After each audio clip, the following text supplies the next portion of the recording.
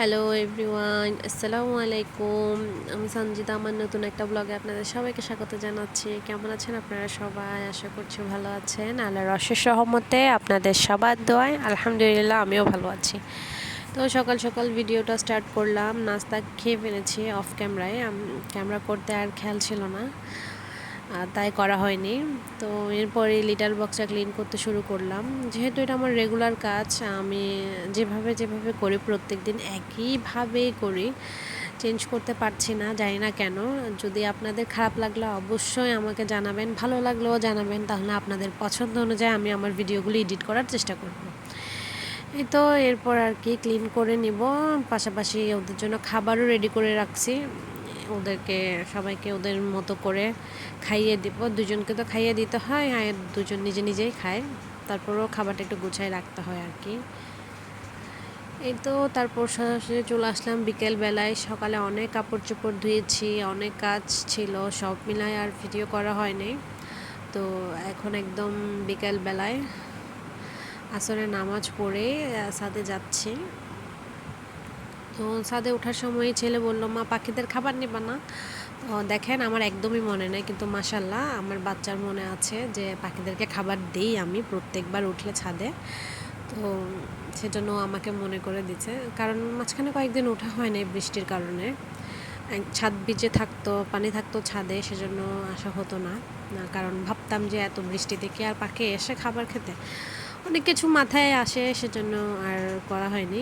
তো ছেলে বলল যে ও খাবার দিবে, আমি দিচ্ছিলাম, কিন্তু না, সে খাবার দেবে বলে যে, তারপর পাখিকে ডাকতেছে আয় আয় বলে, যে পাখি আসো। সেটাই দেখে আমি হাসতেছিলাম যে আব্বু পাখিকে কীভাবে ডাকে। বলছে, মাম্মা এরকম হাত দিয়ে ডাকতে হয় নাকি পাখিকে?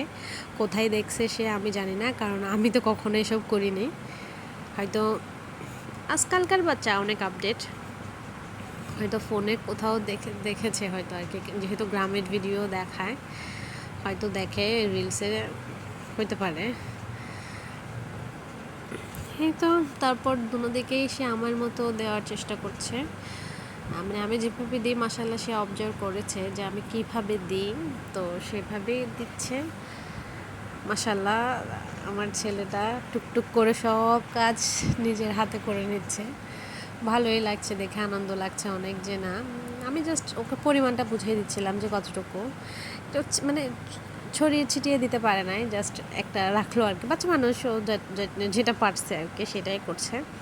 তো আমি ওকে বললাম যে হয়েছে, আর দিতে হবে না, এবার দাঁড়াও। ও চাচ্ছিল যে না আরও কয়েক জায়গায় দিবে, কিন্তু আমি তো প্রত্যেক দিন যেভাবে দিই আমি সেভাবেই দিচ্ছি, সেটা ওকে শেখাই দিচ্ছি। তো এরপর কাপড় চোপড়গুলো সব একদম নিয়ে নিব। জানি না কখন ভাঁজ করব, কারণ আমার এখন অনেক কাজ আছে বাসায়। মানে কি করি আসলে জানি না কতটুকু কি করতে পারবো। তো তারপর মা ছেলে মিলে নেমে যাচ্ছি। আমার ছেলে আসলে অনেক ভয় পায়। একদিন পড়ে গেছিলো সিঁড়ি থেকে, মানে নিচে, একদম নিচে সিঁড়ি থেকে, মানে স্যান্ডেল নিতে গিয়ে পড়ে গেছে আর কি। তো গাছগুলো দেখলাম যে এত গরম পড়েছে, গাছসহ একদম পাতা পাতা সব লাল হয়ে যাচ্ছে, জানি না কী করবো এগুলোর জন্য। চেষ্টা করি পানি দেওয়ার, আর এখন বৃষ্টির সময় বেশিরভাগ তো বৃষ্টিই পড়ে রাত্রেবেলায়, সকালবেলায় একটু কম আর কি। এটা বলতে বলতে চলে আসলাম বাসায়। আমার ছেলে অনেক কেয়ারফুলি নামছিল, যেহেতু একটু ভয় পায়, তো সেজন্য আর কি।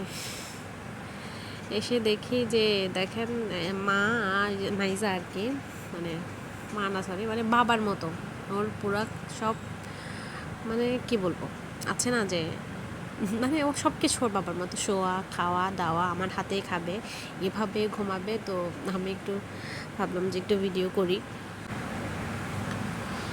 ওদের শোয়াটা আমার আসলে অনেক ভালো লাগে।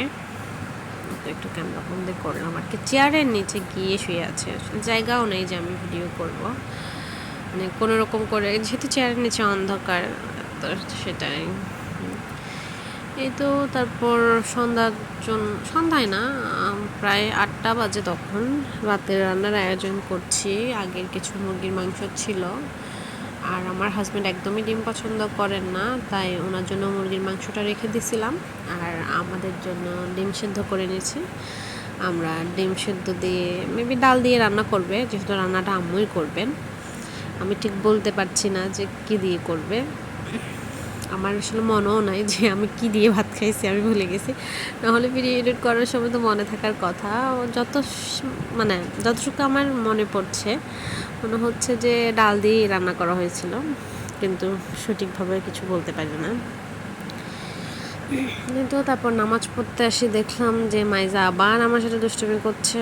ওর সাথে একটু খেলা করলাম, ওকে সরিয়ে দিচ্ছি, উঠিয়ে দিচ্ছি, না সে কোনোভাবেই যাবে না, সে এখানেই বসে থাকবে। আসলে ওর মাও এরকম, ওর মাও আমি যাই নামাজে বসলে মনে হচ্ছে মানে বসে খাবার দিত, তাই ভাবে যে আমি খাবার দিব বা আদর করব, তো ওরা ওইভাবেই আসে। তো আমি ওর সাথে একটু ফাঁকে দুষ্টুমি করে নিচ্ছিলাম, ওকে আদর করছিলাম। ও চুপচাপ করে বসে আছে, মুখটা একদম ছোট কিউট মতো, মাশাআল্লাহ। ওদের সাথে বসলে আমার মানে একদম কি বলবো, অন্যরকম একটা ভালো লাগে আর কি, ডিপ্রেশনটা চলে যায় এক কথায়। ওদের সাথে থাকলে কোনো রকম ডিপ্রেশন কাজ করে না, তখন কোনো আজেবাজে চিন্তা মাথায় আসে না।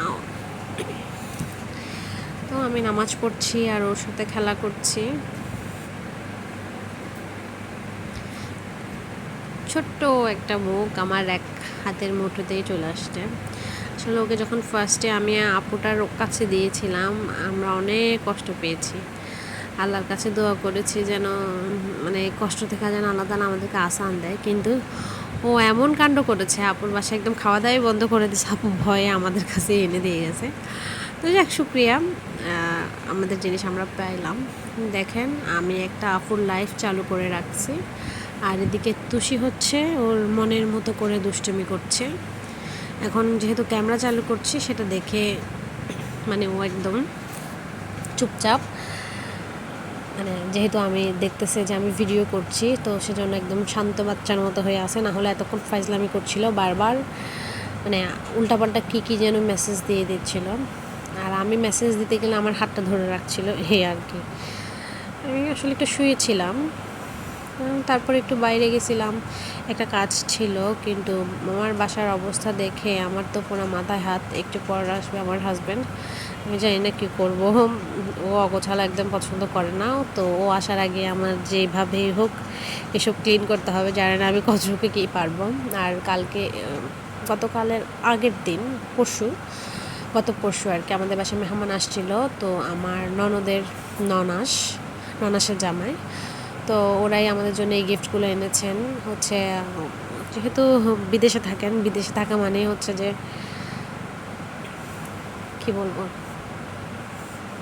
মানে সাবান, শ্যাম্পু, বিক্স বা বাম, এগুলা। তো উনি আমাদের জন্য কিছু জিনিস এনেছেন, তো আম্মু সেটাই আমাকে ভাগ করে দিল। তো যেহেতু অনেকটা সময় হয়ে গেছে, আমি এখন সুন্দর করে তরকারি যা ছিল সব গরম করে নিচ্ছি, আর সাথে সাথে চাও করছি একটু। জানি না চার রঙটা এত বাজে লাগছিল ভিডিওতে, আর তারপরও আমি আবার একটু দুধ দিয়ে নেব, যাতে আমরা যেহেতু লিকুইড দুধই খাই বেশিরভাগ, দিয়ে একটু চাটা খেয়ে নেবো আর কি। তো এরপর পানি সেদ্ধ করতে বসে গেলাম। করবো পরে, আগে যেগুলো করা আছে ওইগুলো জাস্ট ঢেলে নেব, ঢেলে আরেকটা ডেকচিতে করে বসাই দিব। সেদ্ধ পানি খাওয়াটা ভালো, হয়তো ইদানিং কেন জানি মানে বাইরের কেনা পানিটা খেতে ইচ্ছে করছে না, নাকি কি জানি না। আমরা তো সবসময় বাহির থেকে কেনা পানিই খাইতাম। চেষ্টা করছি সেদ্ধ করার, জানি না কতটুকু কী করতে পারবো, তারপরে চেষ্টা করব।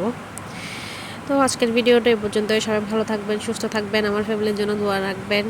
ইনশাআল্লাহ নেক্সট কোনো ভিডিওতে আবার আপনাদের সাথে দেখা হবে। ততক্ষণের জন্য আল্লাহ হাফেজ, আসসালামু আলাইকুম।